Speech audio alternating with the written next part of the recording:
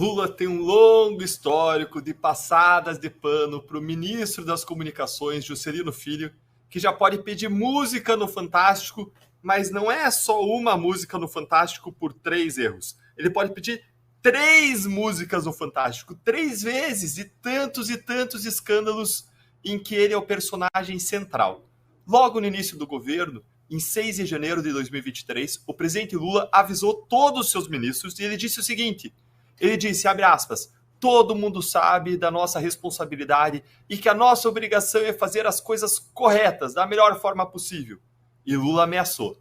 Quem fizer errado sabe que tem só um jeito. A pessoa será, da forma mais educada possível, convidada a deixar o governo. E se cometeu algo grave, terá que se colocar diante das investigações e da própria justiça. Aí, logo depois dos primeiros grandes escândalos, Lula disse que ia chamar Juscelino para conversar e que ele tinha direito à ampla defesa e à presunção de inocência. Então eles sentaram, eles conversaram, e o que o Lula fez? Manteve Juscelino no cargo, mesmo diante de fortes evidências de corrupção. Até que, nesta quarta-feira, a Polícia Federal indiciou o ministro Juscelino Filho por crimes de corrupção, de lavagem de dinheiro e de organização criminosa em razão de desvios de verbas federais da Codefasf, a estatal nordestina responsável pela execução de obras de infraestrutura, como a pavimentação de estradas.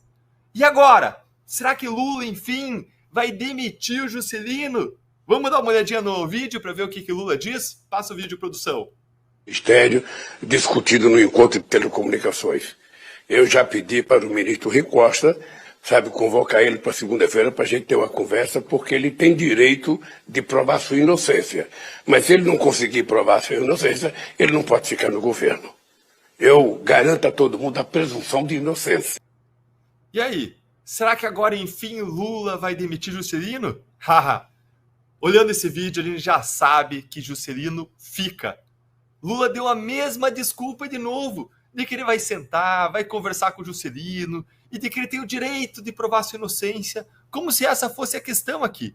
Ninguém está questionando que o Juscelino, como todo brasileiro, tem direito à presunção de inocência, ampla defesa, como todo cidadão, ou melhor, menos aqueles, claro, bolsonaristas. Aí esses não têm presunção de inocência, esses não têm direito à ampla defesa, contraditório, mas eles são uma categoria à parte, criada pelo Supremo a partir de uma Suprema Constituição, que certamente não é a nossa de 1988.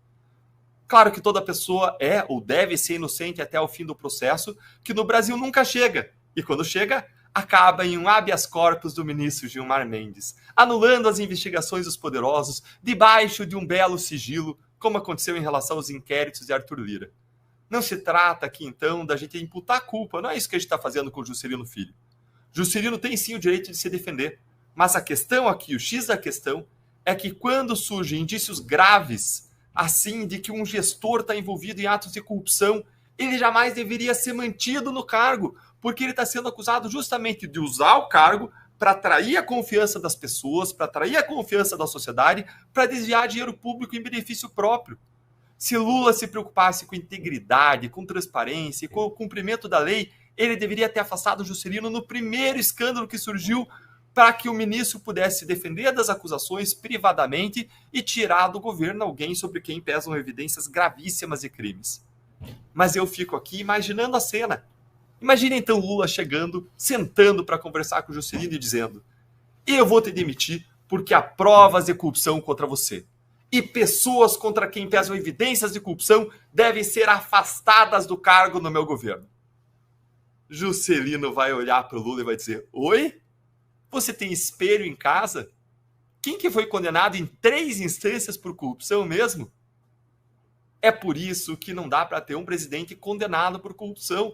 O mau exemplo vem de cima. As condenações por corrupção têm implicações, amarram ele.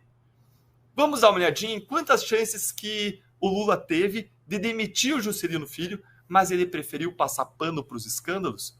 Eu vou falar os casos e vocês contam aí comigo para vocês verem a quantidade absurda de vezes em que Lula poderia ter demitido o ministro, mas ele preferiu mantê-lo, mesmo diante de indícios gravíssimos de crimes e de irregularidades.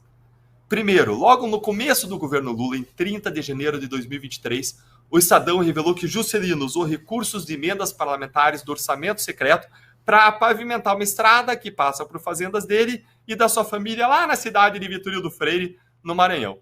A prefeita da cidade, por uma grande coincidência, de vive no país das coincidências, é irmã de Juscelino.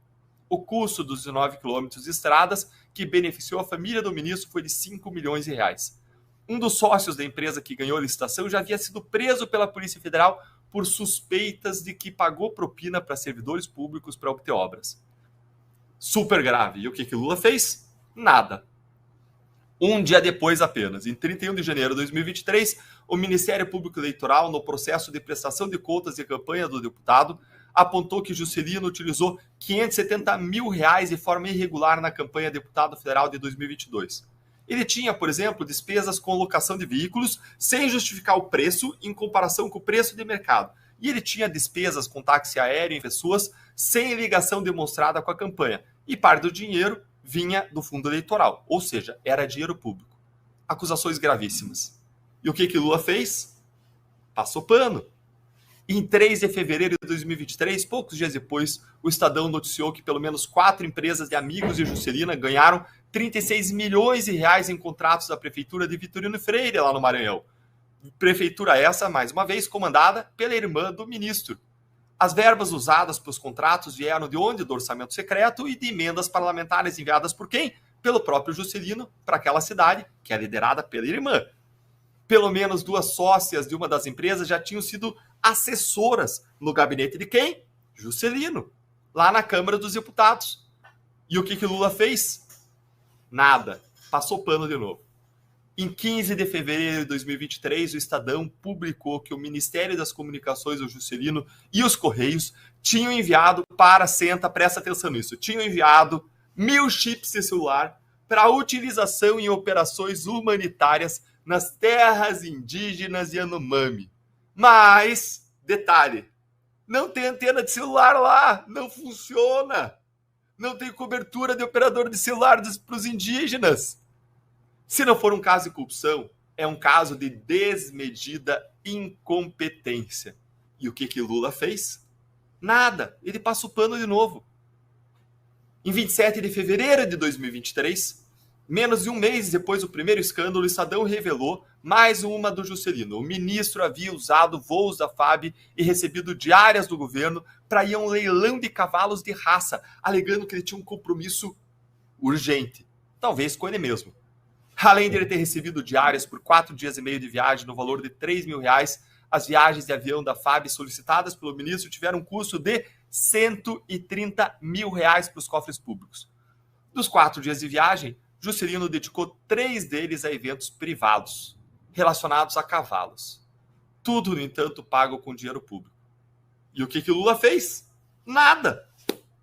Em 28 de fevereiro de 2023, o Estadão divulgou a descoberta de que Juscelino ocultou na sua declaração de bens ao Tribunal Superior Eleitoral a propriedade de pelo menos 12 cavalos de raça que ele comprou em leilões estimados em 2 milhões de reais. E o que Lula fez? Nada. Para usar aí as palavras, tratou Juscelino mais uma vez como um filho. Passou pano. Em 6 de março de 2023, o Estadão revelou que o sócio do Aras Juscelino emplacou um cargo de confiança no Senado, onde ele recebia um salário de 17 mil reais. Devia ser muito qualificado e... Só que, olha só, veja bem, os funcionários do gabinete, que ele devia estar lá trabalhando, nem o conheciam e nunca tinham ouvido falar nele, aumentando as suspeitas de que se tratava, na verdade, de um funcionário fantasma.